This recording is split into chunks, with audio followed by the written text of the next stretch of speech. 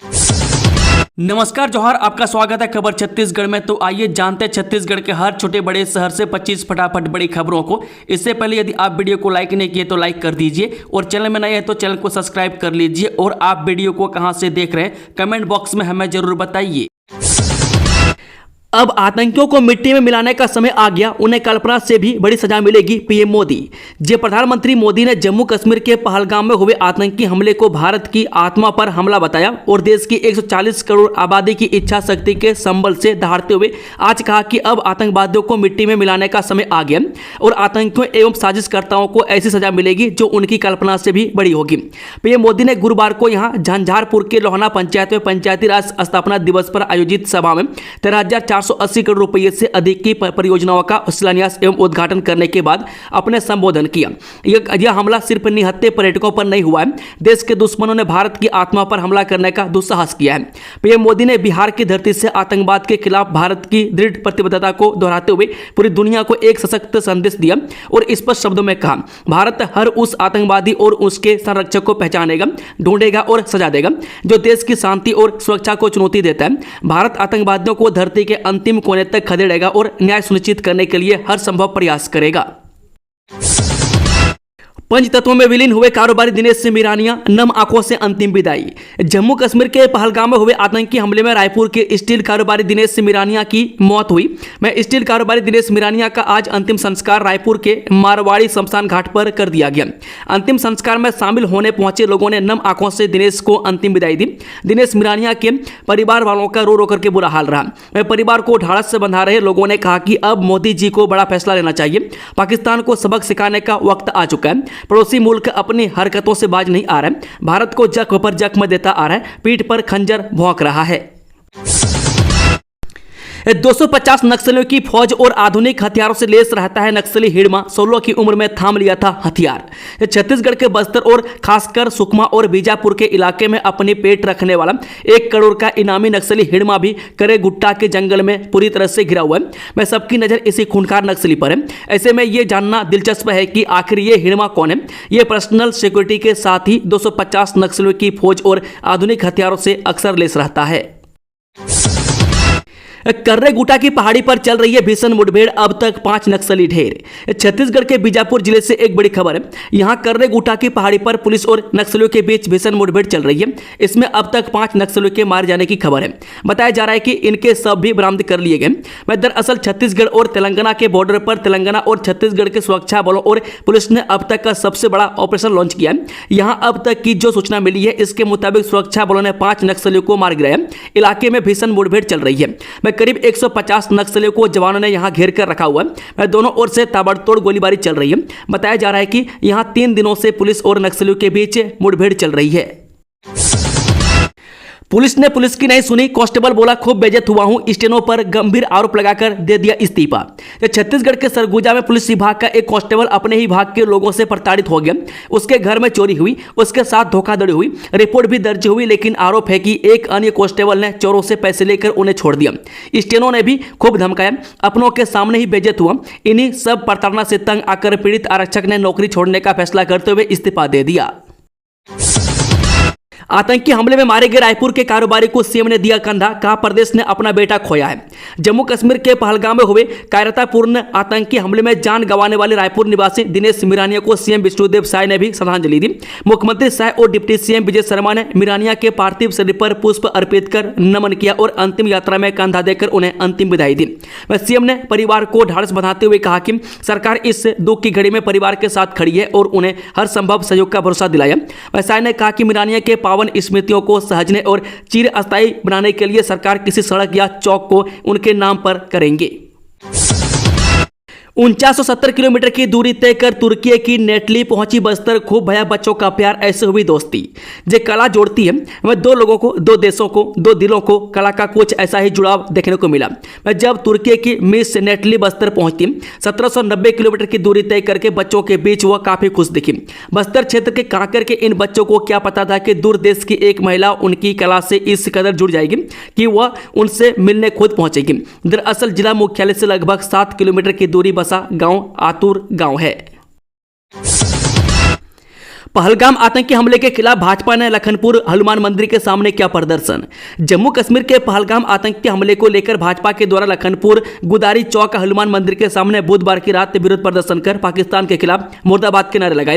वह मोमबत्ती जलाकर 2 मिनट का मौन धारण कर श्रद्धांजलि दी गई। वह पहलगाम में आतंकी हमले को लेकर लोगों के अंदर जबरदस्त आक्रोश देखने को मिल रहा है। वह साथ ही भाजपा पदाधिकारी ने कहा कि जम्मू कश्मीर के पहलगाम में पर्यटकों पर हुआ आतंकी हमला बहुत ही कायराना और निंदनीय है और पीड़ित परिवारों के प्रति गहरी शोक संवेदना व्यक्त की है। मैं इस दौरान भाजपा नेता दिनेश साहू, दिनेश गुप्ता, विधायक प्रतिनिधि राहुल अग्रवाल, सत्यनारायण पांडे, सचिन अग्रवाल, महेश्वर राजवाड़े, शहदुल खान, प्रदीप गुप्ता, असगर पठान, महमूद खान सहित बड़ी संख्या में कार्यकर्ता मौजूद रहे। सामुदायिक स्वास्थ्य केंद्र महेंद्रगढ़ में पदस्थ स्वच्छक श्याम कुमार को किया गया निलंबित।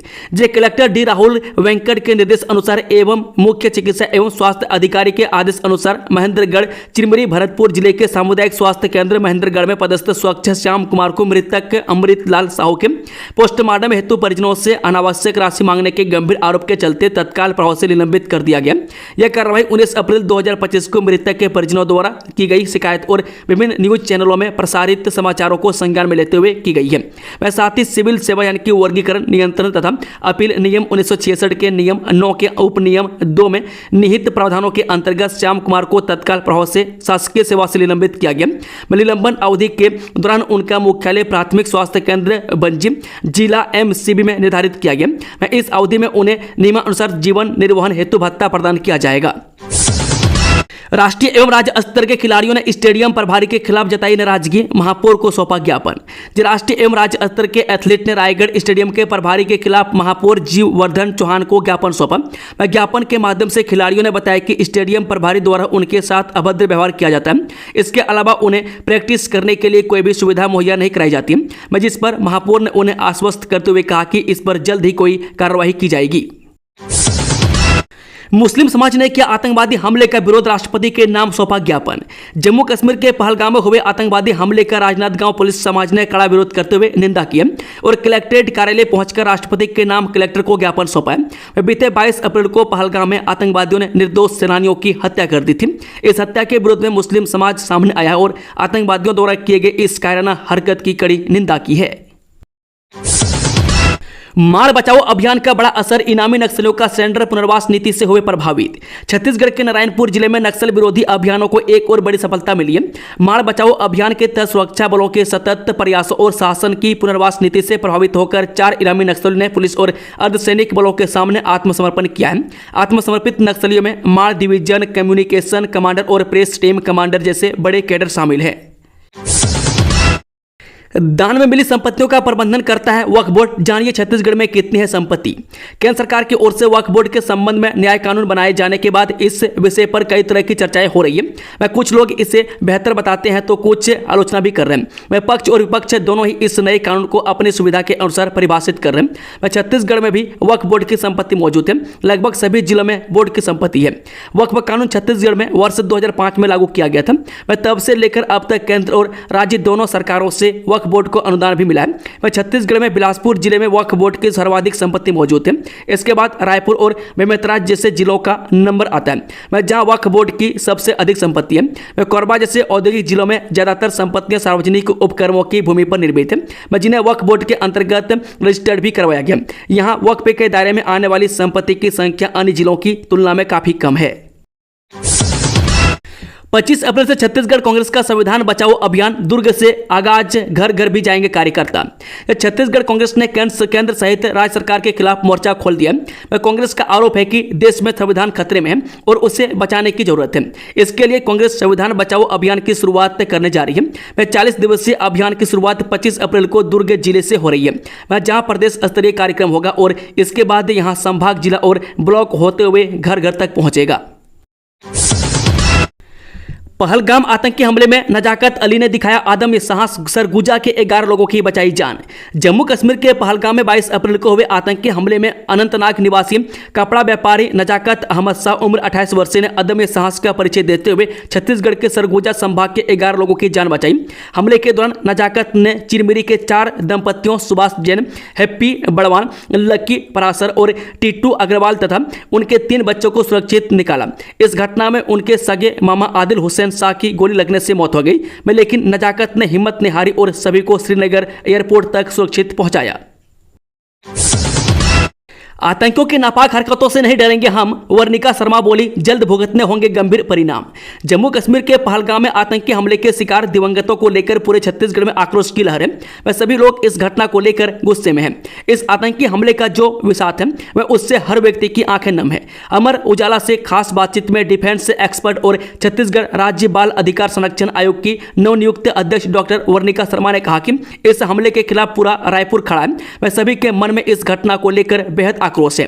आतंकियों के इस नापाक हरकत से कोई डरा हुआ नहीं है, बल्कि सब में चुनौती देने का टक्कर और साहस है। उन्होंने कहा, हर व्यक्ति जानता है कि धर्म पूछकर मारने वाले लोग कौन हैं। आज कल्पित दिवस पर आम जन से निस्संदेह एक कड़ी चुनौती मिलेगी।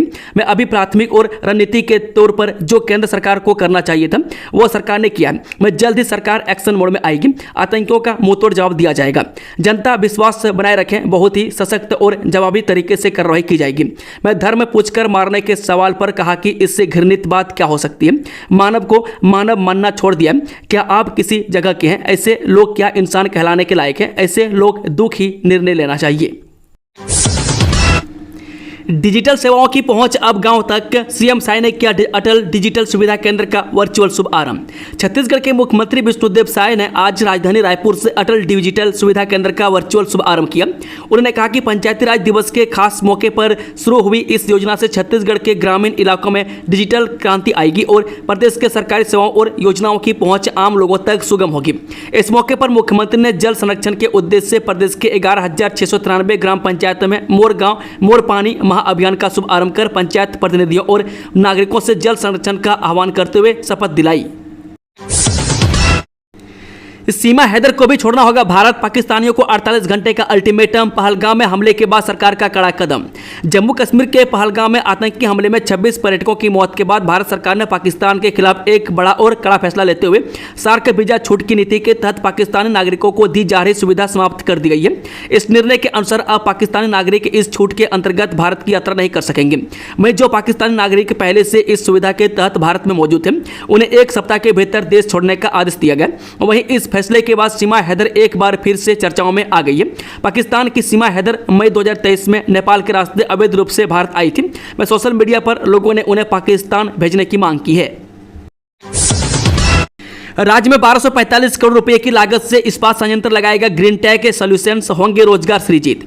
छत्तीसगढ़ के मुख्यमंत्री विष्णुदेव साय से मुंबई में ग्रीन टेक सॉल्यूशंस के निदेशक एम प्रसाद रेड्डी ने मुलाकात की। इस दौरान रेड्डी ने राज्य में 1245 करोड़ रुपए की लागत से एक एकीकृत इस्पात संयंत्र स्थापित करने की योजना प्रस्तुत की, जिससे 500 से अधिक लोगों को प्रत्यक्ष रोजगार मिलने की संभावना है। मैं ग्रीन टेक सॉल्यूशंस हरित प्रौद्योगिकी के माध्यम से लागत प्रभावी और टिकाऊ औद्योगिक समाधान उपलब्ध कराने के लिए प्रतिबद्ध है। रेड्डी ने बताया कि छत्तीसगढ़ की नई औद्योगिक नीति 2024-30 ने कंपनी को प्रदेश में निवेश के लिए प्रेरित किया है। करारोपण अधिकारी के खिलाफ नौकरी दिलाने के नाम पर ठगी करने का मामला दर्ज, जल्द होगी गिरफ्तारी। जलोहारा जनपद में पदस्थ करारोपण अधिकारी सूर्य प्रकाश द्विवेदी के खिलाफ नौकरी दिलाने के नाम पर ठगी का मामला दर्ज किया गया। पुलिस ने धारा 420 के तहत एफआईआर दर्ज कर जांच शुरू कर दी है और जल्द ही आरोपी को गिरफ्तार करने की बात कही है। मामला गुंडरदेही जनपद से जुड़ा है, जहां अधिकारी ने दर्जन भर लोगों से यह कहकर ठगी की कि प्रदेश में 70 नए जनपद पंचायत खुल रहे हैं और विभिन्न पदों पर भर्तियां होंगी। भाजपा नेता रतन दुबे हत्याकांड में बड़ी कार्रवाई, युवा कांग्रेस के महासचिव कांग्रेसी नेता शिवानंद की एनआईए ने की गिरफ्तारी। जब भाजपा नेता रतन दुबे हत्याकांड मामले में राष्ट्रीय जांच एजेंसी ने बड़ी कार्रवाई करते हुए कांग्रेस नेता शिवानंद नाग को रायपुर से गिरफ्तार किया। में आरोपी शिवानंद नाग नारायणपुर जिला युवा कांग्रेस कमेटी के महासचिव है। एनआईए इस हत्याकांड की लंबे समय से जांच कर रही थी। बताया जा रहा है कि यह हत्या नक्सलियों द्वारा की गई थी। बीते विधानसभा चुनाव से ठीक 3 दिन पहले रतन दुबे की नक्सलियों ने हत्या कर दी थी, जिससे इलाके में सनसनी फैल गई थी। मामले में इससे पहले भी 4 अन्य आरोपियों की गिरफ्तारी हो चुकी है। विद्युत उपभोक्ताओं को लगेगा स्मार्ट मीटर का झटका। CSPDCL ने नियामक आयोग में लगाई याचिका, सरचार्ज के जरिए होगी वसूली।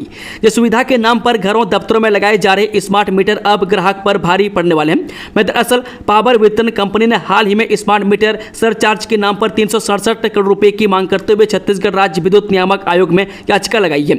इस याचिका पर आयोग नए टैरिफ के निर्धारण के दौरान निर्णय लेगा। प्रदेश में घरेलू कनेक्शनों में पुराने इलेक्ट्रॉनिक मीटर के बदले स्मार्ट मीटर लगाने का काम तेजी से चल रहा है। में अब तक 11.5 लाख से अधिक घरेलू कनेक्शनों में स्मार्ट मीटर लगाए जा चुके हैं। वर्तमान में स्मार्ट मीटर लगाने पर उपभोक्ताओं से किसी भी प्रकार का चार्ज नहीं लिया जा रहा है। बताया गया कि यह निःशुल्क लगेगा, परंतु पिछले दरवाजे से उपभोक्ताओं पर स्मार्ट मीटर लगाने का सरचार्ज वसूलने की तैयारी हो रही है। छत्तीसगढ़ राज्य ग्रामीण बैंक ने कर्मचारियों को बांटा हेलमेट, यातायात नियमों के प्रति जागरूक और इसे पालन करने का दिया संदेश। छत्तीसगढ़ राज्य ग्रामीण बैंक ने सड़क सुरक्षा को प्राथमिकता देते हुए अपने कर्मचारियों के लिए हेलमेट वितरण कार्यक्रम की शुरुआत की है।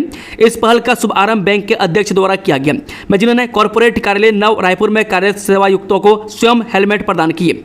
इस अवसर पर अध्यक्ष ने सभी कर्मचारियों को यातायात नियमों के प्रति जागरूक रहने तथा इनका अनिवार्य रूप से पालन करने का संदेश दिया। उन्होंने कहा कि हेलमेट केवल एक सुरक्षा उपकरण नहीं बल्कि जीवन रक्षा का साधन है और इसका उपयोग प्रत्येक दोपहिया वाहन चालक के लिए अनिवार्य होना चाहिए।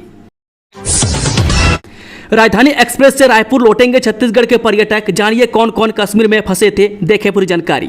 जब पहलगाम आतंकी हमले के बाद श्रीनगर में फंसे छत्तीसगढ़ के पर्यटक सकुशल वापस आ रहे हैं। श्रीनगर में छत्तीसगढ़ के 64 पर्यटक फंसे थे। सभी को श्रीनगर के होटल में ठहराया गया था। इन पर्यटकों की सुरक्षित वापसी को लेकर राज्य सरकार की ओर से सतत प्रयास किया जा रहा है। लल्लूराम.com के पास रायपुर लौटने वाले पर्यटकों की सूची है, जो श्रीनगर से दिल्ली पहुंचेंगे। फिर दिल्ली से सभी राजधानी एक्सप्रेस से रायपुर लौटेंगे।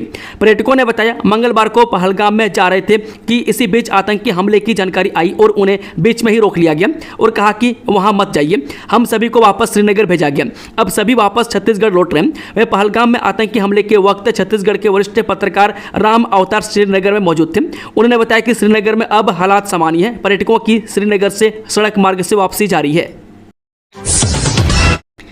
अवैध प्लॉटिंग पर लगाम, निर्माण की देनी होगी पूरी जानकारी। बाउंड्री वॉल के साथ बोर्ड लगाना अनिवार्य।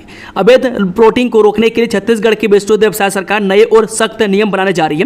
प्रस्ताव के अनुसार अब बिल्डर या कोलोनाइजर प्लॉटिंग की अनुमति के लिए पहले से ही बताना होगा कि किस हिस्से में कौन सा निर्माण होगा। यही नहीं, बाउंड्री वॉल बनाकर बाकायदा इसकी जानकारी के लिए बोर्ड भी लगाना होगा।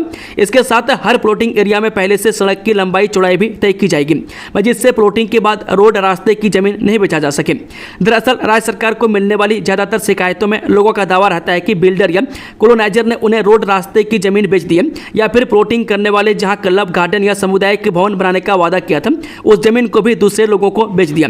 इस वजह से जमीन फर्जीवाड़े की शिकायतें भी बढ़ने लगी थी। यही वजह है कि आवास एवं पर्यावरण विभाग में अफसरों ने लगातार 6 महीने तक इन नियमों को लेकर काम किया। इसके बाद ही नए नियम और आवेदन का प्रस्ताव तैयार किया गया। वे जल्द कैबिनेट में रखेंगे। प्रदेश के 11,000 से अधिक ग्राम पंचायतों में चलेगा जल संरक्षण अभियान। सीएम साय ने किया अटल डिजिटल सुविधा केंद्र का वर्चुअल शुभारंभ।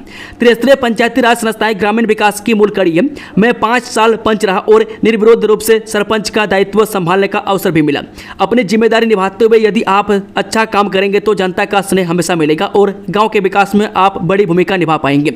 मुख्यमंत्री विष्णुदेव साय ने आज राजधानी रायपुर से अटल डिजिटल सुविधा केंद्र का वर्चुअल शुभारंभ कर पंचायत प्रतिनिधियों और ग्रामीणों को संबोधित करते हुए बातें कही। उन्होंने कहा कि पंचायती राज दिवस के खास मौके पर शुरू हुई इस योजना से छत्तीसगढ़ के ग्रामीण इलाकों में डिजिटल क्रांति आएगी और प्रदेश के सरकारी सेवाओं और योजनाओं की पहुंच आम लोगों तक सुगम होगी। इस मौके पर मुख्यमंत्री ने जल संरक्षण के उद्देश्य से प्रदेश के 11,693 ग्राम पंचायतों में मोर गांव मोर पानी महाअभियान का शुभारंभ कर पंचायत प्रतिनिधियों और नागरिकों से जल संरक्षण का आह्वान करते हुए शपथ दिलाई। इस दिन जारी होगा 10वीं और 12वीं बोर्ड परीक्षा का रिजल्ट। माध्यमिक शिक्षा मंडल के सचिव ने दी जानकारी। छत्तीसगढ़ माध्यमिक शिक्षा मंडल द्वारा संचालित 10वीं एवं 12वीं बोर्ड परीक्षा की उत्तर पुस्तिकाओं का मूल्यांकन पूरा होने के बाद अब सभी को बोर्ड परीक्षा रिजल्ट का इंतजार है। उत्तर पुस्तिकाओं का मूल्यांकन प्रदेश के 36 केंद्रों में किया गया, जो 2 चरणों में हुआ। माध्यमिक शिक्षा मंडल सचिव पुष्पा साहू ने बताया कि जिस भी केंद्र में मूल्यांकन की रफ्तार धीमी थी, वहां की जानकारी लेकर तेजी लाने की व्यवस्था की गई। मूल्यांकन के पूर्व ही समस्त मूल्यांकन केंद्र के प्रभारियों की बैठक लेकर आवश्यक दिशा निर्देश दिए गए, जिसके अनुसार ही मूल्यांकन हुआ। पुष्पा साहू ने इस बात की भी जानकारी दी कि बोर्ड परीक्षा के रिजल्ट मई के पहले सप्ताह में आने की पूरी संभावना है, जिसके लिए पूरी तैयारी भी कर ली गई है। एक्सप्रेस 50 सहित कई पैसेंजर ट्रेनों के थमेंगे पहिए। आज से बंद होगा संचालन, परिवर्तित मार्ग से चलेगी कुछ ट्रेनें। रेल मंडल बिलासपुर के बिलासपुर झारसुगुड़ा के बीच रायगढ़ से कोतरलिया रेलवे स्टेशन के बीच 2100 करोड़ रुपए की लागत से 206 किलोमीटर चौथी रेल लाइन का काम की वजह से वर्तमान में रद्द की गई 36 ट्रेनों के पहिए अभी पटरी पर नहीं आए हैं। वहीं 25 अप्रैल से 6 मई यानी 12 दिन तक रेल प्रशासन ने नागपुर डिवीजन के राजनाथ गांव से कलमना स्टेशन के बीच तीसरी लाइन का काम करने के लिए हावड़ा मुंबई की मुख्य ट्रेनें सहित 50 एक्सप्रेस पैसेंजर और लोकल ट्रेनों को रद्द करने का निर्देश जारी कर दिया है। रेलवे के अनुसार राजनाथ गांव से कलमना तक बनने वाली तीसरी लाइन 228 किलोमीटर है, जिसकी लागत 3540 करोड़ रुपये है। इस कार्य के कारण 50 से अधिक एक्सप्रेस, सुपरफास्ट और पैसेंजर ट्रेनों को रद्द करने का ऑर्डर दिया है। मैं रेल प्रशासन पहले बिलासपुर से झारसुगुड़ा एक्शन में चौथी लाइन का कार्य करने के लिए 36 ट्रेनों को 11 से 25 अप्रैल तक रद्द और दूसरी ट्रेनों को परिवर्तित मार्ग से चलाने का ऑर्डर जारी कर चुका है। इसके साथ ही ईस्ट कोस्ट रेलवे के खुर्दा रोड रेल मंडल अंतर्गत मेरा मंडली से हिंदोड़ रोड रेलवे लाइन को मेरा मंडली स्टेशन से जोड़ने के कार्य को लेकर ब्लॉक के कारण ट्रेनों का परिचालन 15 से 24 अप्रैल तक संभावित रहेगा। इसके साथ ही जोनल मुख्यालय ने एक नोटिफिकेशन जारी किया। इस नोटिफिकेशन के अनुसार दक्षिण पूर्व मध्य रेलवे बिलासपुर जोन अंतर्गत नागपुर मंडल के राजनाथ गांव से कलमना रेल खंड के बीच तीसरी रेल लाइन को गोंदिया रेलवे स्टेशन से जोड़ने का कार्य इलेक्ट्रॉनिक इंटरलॉकिंग कार्य 23 अप्रैल से 4 मई और 5 एवं 6 मई तक किया जाएगा। शिक्षित बेरोजगार युवाओं के लिए जॉब फेयर 28 अप्रैल को जिला रोजगार एवं स्वरोजगार मार्गदर्शन केंद्र द्वारा स्थानीय शिक्षित बेरोजगार युवाओं को रोजगार के अवसर उपलब्ध कराने के उद्देश्य से 28 अप्रैल 2025 को रोजगार कार्यालय पुराना पुलिस मुख्यालय परिसर रायपुर में सुबह 11 से दोपहर 2 बजे तक जॉब फेयर का आयोजन किया जा रहा है। इस जॉब फेयर के माध्यम से निजी क्षेत्र के नियोजक मित्रा ग्रुप ऑफ कंपनी एवं PVR इनॉक्स लिमिटेड रायपुर द्वारा न्यूनतम 12वीं स्नातक MBA ग्रेजुएशन उत्तीर्ण आवेदकों की भर्ती 8वीं 12वीं ITI आदि के 283 पदों पर संभावित वेतनमान रुपये 22,000 से 20,000 प्रतिमाह की दर पर की जाएगी। उक्त पदों पर नौकरी के इच्छुक एवं योग्य आवेदक निर्धारित तिथि एवं स्थल पर अपने बायोडाटा, आधार कार्ड एवं शैक्षणिक तकनीकी योग्यता के प्रमाण पत्रों की छायाप्रति के साथ उपस्थित होना सुनिश्चित करेंगे। अधिक जानकारी के लिए आवेदक जिला रोजगार रायपुर में भी संपर्क कर सकते हैं। इस संत निरंकारी चैरिटेबल फाउंडेशन द्वारा किया गया विशाल रक्तदान शिविर का आयोजन।